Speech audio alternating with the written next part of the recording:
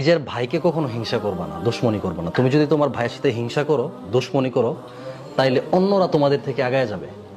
মানুষ তোমাদেরকে লাঞ্ছিত করবে। একটা কুকুর আর একটা গাধা প্রতিযোগিতা লাগছে, কি লাগছে? যে আগে 5টা গ্রাম পার হয়ে যাইতে পারবে সে হচ্ছে রাজা, সে রাজত্ব দিবে, নেতৃত্ব দিবে। ঠিক আছে?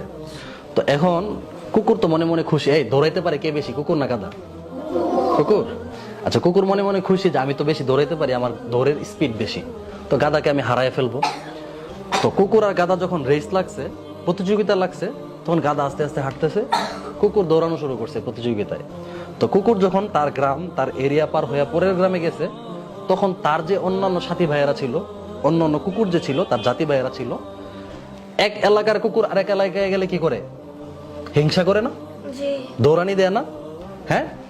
তো ওই এলাকার কুকুর দিছে তাকে দৌড়ানি, তো কুকুর তো দিছে দৌড়, কোন রকমে পার টার হইয়া পরে এই গ্রাম পার